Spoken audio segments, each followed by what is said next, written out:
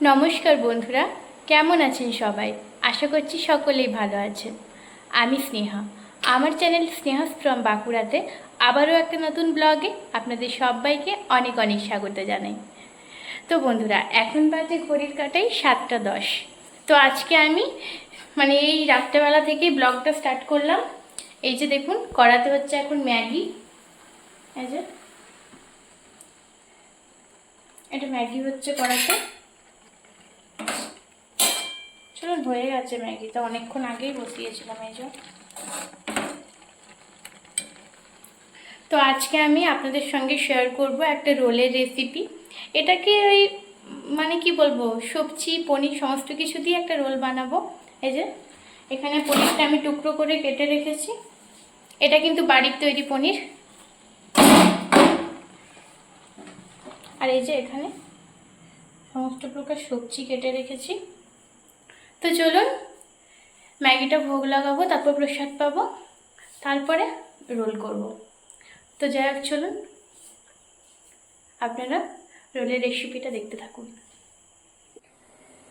তো রোল তৈরি করার জন্য এই যে এখানে আমি পনিরগুলো একটু ভেজে নেব, হালকা করে, জাস্ট হালকা ফ্রাই করে নিতে হবে।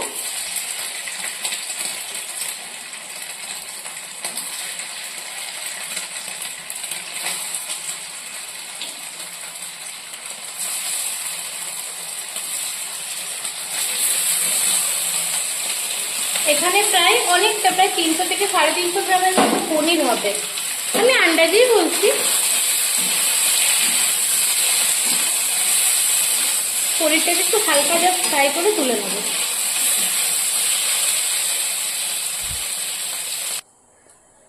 পনির ভাজা কমপ্লিট।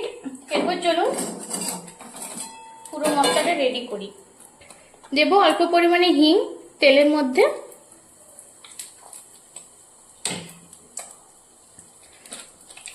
এরপর দেব গ্রেট করে রাখা আদা। আদাটা আমি গ্রেট করে রেখেছি, আপনারা চাইলে বেটেও ইউজ করতে পারেন, অসুবিধা কিছু নেই।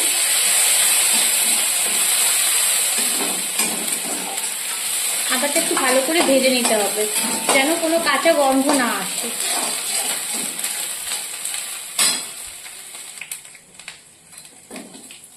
আদাটা ভাজা হয়ে গেছে। এরপর এখানে দেব টুকরো করে রাখা কাঁচা লঙ্কা। লঙ্কাটা প্রচুর ছিটছে। এরপর এখানে আমি 2 রকমের সবজি নিয়েছি, ক্যাপসিকাম আর বাঁধাকপি দিয়ে দেবো।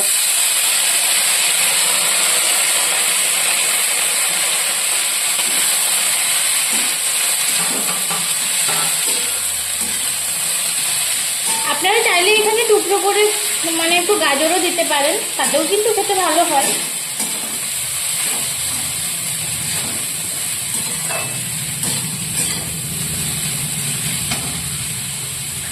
এখানে আমি হালকা করে দিয়ে দেবো লবণ, পরিমাণ মতো লবণ দিয়ে দেবো।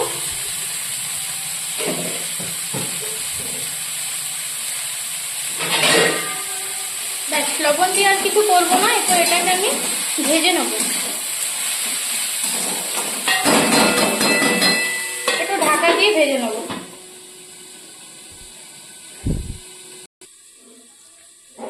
চলুন খুলে দেখি।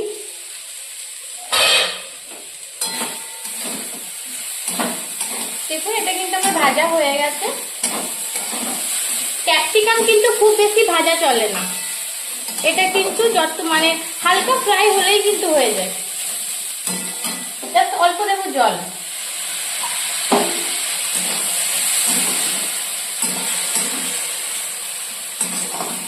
এরপর এখানে দেব ভেজে রাখা পনিরগুলো।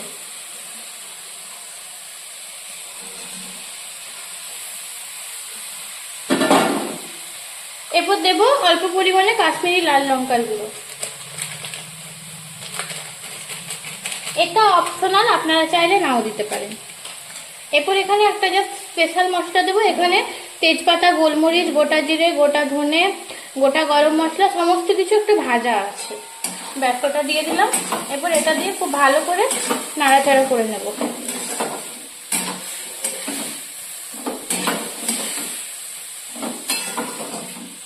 এখানে দেবো অল্প পরিমাণে টমেটো কেচাপ।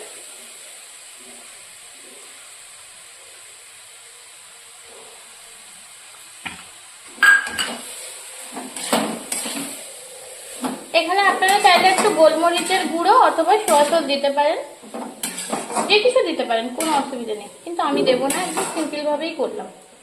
এই যে দেখুন, পুর কিন্তু আমার একদম রেডি রোলের জন্য, এখানে আর কিচ্ছু দিতে হবে না। এরপর চলুন রোলের জন্য আটাটা মেখে নিই। চলুন এরপর আটাটা মেখে নিই। আমরা কিন্তু ময়দা অ্যাভয়েড করি, ওই জন্য আমরা কিন্তু এখানে আটা নিয়েছি। আপনারা চাইলে কিন্তু ময়দা দিয়েও করতে পারেন। তো এখানে দেব অল্প পরিমাণে লবণ, মানে স্বাদ মতো একটা লবণ দিলাম। এরপর দেব জাস্ট অল্প পরিমাণে চিনি। এরপর এটাকে খুব ভালো করে মেখে নেব।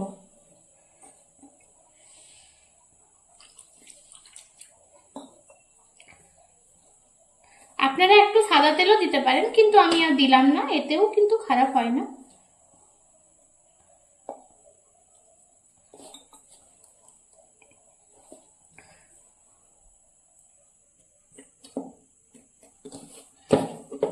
দেখুন ময়দাটা কিন্তু অনেকটা ভালো করে মাখা হয়ে গেছে। এই যে এটা কিন্তু খুব ভালো করে মাখতে হয়। এরপর এটা আমি বেশ কিছুক্ষণের জন্য রেস্টে দিয়ে দেবো। ওপর থেকে দেব জাস্ট অল্প পরিমাণে ঘি, জিসে ওপরটা না শুকিয়ে যায়। ব্যাস এই অবস্থায় এটা আমি রেস্টে রেখে দেবো বেশ কিছুক্ষণের জন্য। তারপরে এগুলো আরো ভেজে নেব। আটা মাখার পরে আমি আটাটা বেশ কয়েকক্ষণ রেস্টে দিয়েছিলাম। তো দেখুন আমি এখানে পরোটাগুলো ভেজে নিয়েছি। এই যে দেখুন কতটা নরম হয়েছে, যে দেখুন কতটা সফট হয়েছে। তো চলুন এরপর রোলগুলো বানিয়ে নেব। আপনারা তো দেখলেনই যে আমি কিছুক্ষণ আগে পুরটাও রেডি করে রেখেছি। এই যে পুরটাও রেডি রেখে,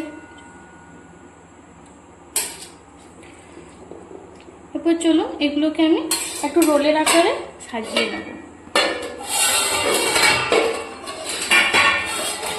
এই যে এখানে একটা করে রুটি নিলাম।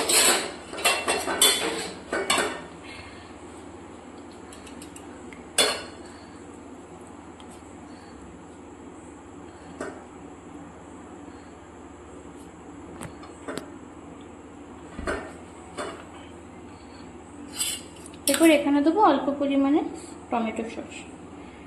আপনারা চাইলে এখানে শসা কুচনো অথবা একটু কাসুন্দি দিতে পারেন, বাট আমি কিছু দেব না। আমি রোল যদিও বা খুব ভালো করে মুড়তে পারি না, কিন্তু তাও চেষ্টা করছি। তো চলুন সবগুলোর মতো আমি মানে প্রত্যেক কটা রোল একইভাবে কিন্তু একটু মুড়ে নেব। তারপর আমি ভগবানের কাছে ভোগ লাগাবো।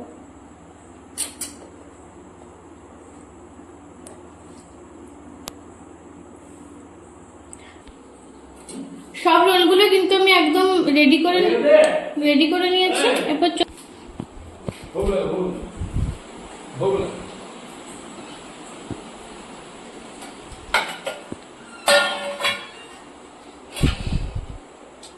আমি ভগবানকে ভোগ লাগিয়ে নেবো।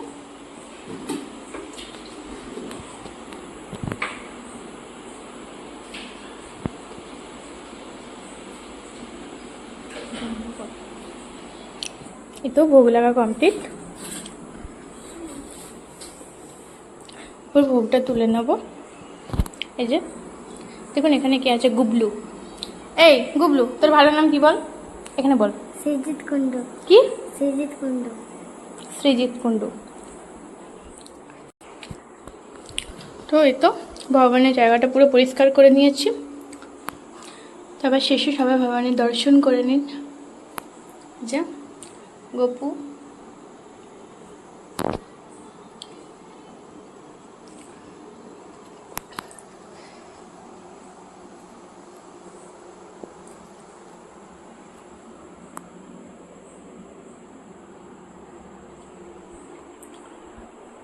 Good morning. তো কালকে ব্লগটা আমি আর কন্টিনিউ করিনি, তারপর রাত্রেবেলা প্রসাদ পেয়ে ঘুমিয়ে পড়েছিলাম। তো দেখুন এখন বাজে সকালবেলা, অনেকক্ষণ আগে ঘুম থেকে উঠেছি, ফ্রেশ ট্রেশ হয়ে একবারই এসে গেছি। তো এখন 11:30 বাজে। তো চলুন এরপর যাব রান্নাঘরে। রান্না করব। আপনারা ব্লগটা কন্টিনিউ দেখতে থাকুন। এই যে এখানে আমার ঠাকুমা জব করছে। কি করছো দিদা? রান্না কি করছো? রান্না করছি ঠাকুর নাম হরে কৃষ্ণ হরে কৃষ্ণ হরে কৃষ্ণ রাম রাম হরে রাম। তো চলুন আমি এরপর রান্না করব। এই কি করছো মা? পকোড়া নাকি?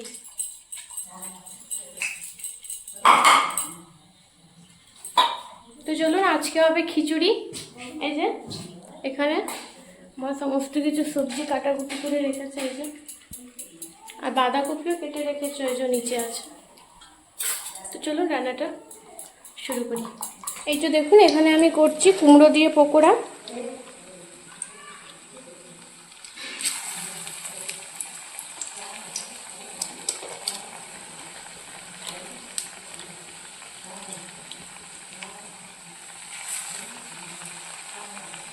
পকোড়াগুলো ভেজে নেবো। আর এই যে পাশে কড়াটা চাপিয়ে দিয়েছি, এখানে পায়েস রান্না করবো এখন।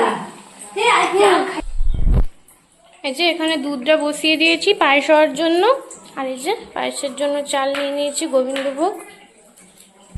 আর এখানে প্রায় অনেকটা দুধ আছে, প্রায় 1.5 লিটারের মতো দুধ হবে। আর এই যে এখানে বেগুনিগুলো হয়ে গেছে প্রায়।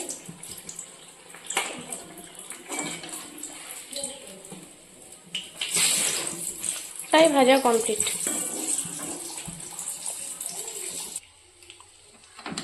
দুধটা ফুটে গেছে, এখানে আমি 2টো তেজপাতা দিয়ে দিয়েছি।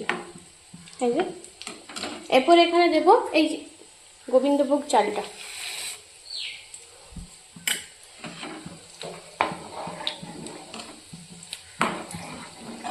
ব্যাস পায়েসটা হতে থাকুক। আর এখানে এই যে কুমড়ো দিয়ে যেগুলো করলাম, তারপরে এই যে বাঁধাকপি দিয়ে করছি, কারণ কুমড়ো দিয়ে তো সবাই খেতে পারে না, ওই জন্য কিছুটা বাঁধাকপি দিয়েও করছি। এগুলো ভাজা হোক আর এখানেও পায়েসটা হোক। আজ হবে ডালিয়ার খিচুড়ি।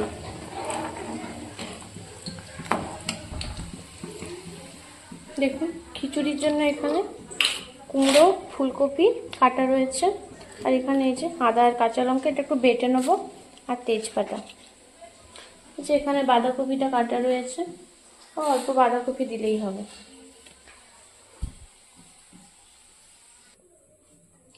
ডালিয়ার খিচুড়ি করার জন্য এই যে এখানে দেখুন ফুলকপিগুলো, এই যে এগুলো এবার ভেজে নেব।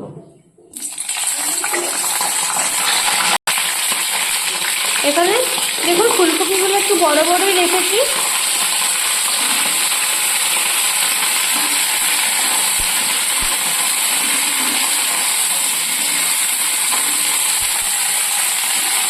ফুলকপিগুলো ভাজা হয়ে যায়,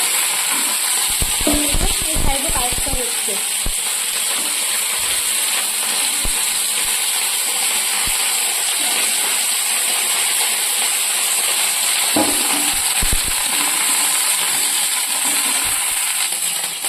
ফুলকপিগুলো পুরো ভালো করে ভাজা হয়ে গেছে। এই যে এরপর এখানে আমি কুমড়োগুলো আর একটু ভেজে নেবো, মানে হালকা ফ্রাই করে নেবো।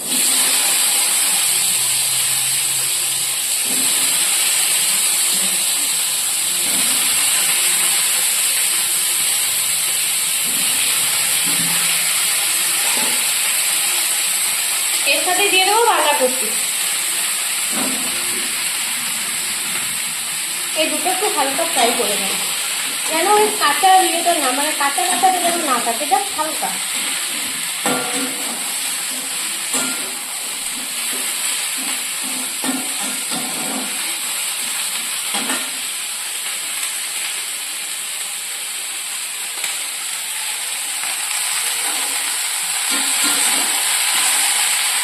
কড়াইটা একটু অ্যাভয়েড করবেন, কারণ এটা কড়াইটার কালারটাই হচ্ছে কালো কালার।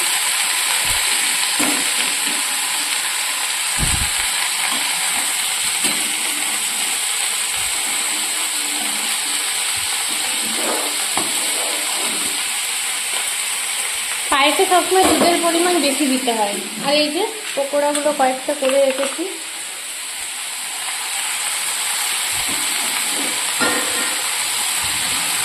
এখানে খিচুড়িটা রান্না করে নেবো। এই যে দেখুন, এখানে মুগের ডাল আর ওই শ্যামা চাল ওটা দিয়ে দিয়েছি। ডালিয়া নয়, শ্যামা চালেরই করছি। আর এই যেখানে কুমড়ো বাঁধাকপিটা হালকা ভেজে রেখেছি। এখানে মশলাটা করে রেখেছি, এখানে আদা, লঙ্কা বাটা, জিরে বাটা, হিং এইসব দিয়ে।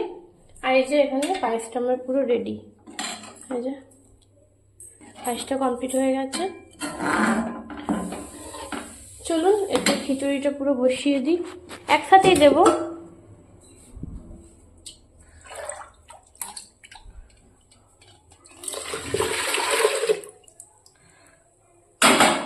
এরপরে এখানে দেবো ভেজে রাখা সব সবজিগুলো। এক দুটো একটু পুড়ে গেছে, বুঝতে পারিনি। ব্যাস, ওগুলো এখানে সমস্ত কিছু দিয়ে মশলাটা দেবো, পরিমাণ মতো লবণ দিয়ে এটা সেদ্ধ করে নেব। এই যে ভগবানকে ভোগ লাগানো হয়েছিল, এই যে এবারে ভোগ তুলে নেব। এই যে দুপুরবেলা ভগবানকে এটা ভোগ লাগিয়েছিলাম। শ্যাও চালের খিচুড়ি, পায়েস, আমড়ার চাটনি আর পাঁপড় ভাজা। এই যে আজকে দেখুন গোপু সোনার ড্রেস, এই যে দেখুন কি দারুণ লাগছে। চলুন এরপর ভগবানকে ভোগটা তুলে নেবো। এরপরে তারপরে আমরা সবাই মিলে প্রসাদ পাবো। আপনাদের সঙ্গে আবার পরে দেখা হবে। সবাইকে জানাই শুভরাত্রি, গুড নাইট। তো এখন বাজে ঘড়ির কাঁটায় 11টা। তো এই তো সবে আমি ফ্রেশ হয়ে চলে এলাম। এই যে নাইট ক্রিমও মাখা হয়ে গেছে। আপনাদেরকে তো আগের দিন দেখিয়েছিলাম যে আমি কোন নাইট ক্রিমটা ইউজ করি। এই যে বায়োটেকের এটা ইউজ করি আমি। এটা সেন্সিটিভ স্কিনের জন্য, কিন্তু আমি আগের দিন বলতে ভুলে গেছিলাম। এটা কোনো কিন্তু মানে প্রমোশন বা কিছুই না, এটা আমি জাস্ট ইউজ করি তাই বললাম। এটা সেন্সিটিভ স্কিনের জন্য খুবই ভালো বায়োটেকের প্রোডাক্ট। আমি পার্সোনালি ইউজ করি, আমি উপকৃত হয়েছি। তো যাই হোক, তো দুপুরবেলা সেই ভোগ লাগিয়েছিলাম, তারপর থেকে ব্লগটা কন্টিনিউ করতে পারিনি ব্যস্ততার কারণে। তো এই রাত্রেবেলা এই তো প্রসাদ পেলাম। আজকে হয়েছিল সোয়াবিন পেঁপে আলুর সবজি, পরোটা আর ছানা, এইসবই প্রসাদ পেলাম। তো এরপর ঘুমিয়ে পড়বো। চলুন ব্লগটা আজকে এখানেই এন্ড করি। দেখা হবে পরবর্তী কোনো একটা ব্লগের সঙ্গে। ততক্ষণ পর্যন্ত সবাই ভালো থাকবেন, সুস্থ থাকবেন।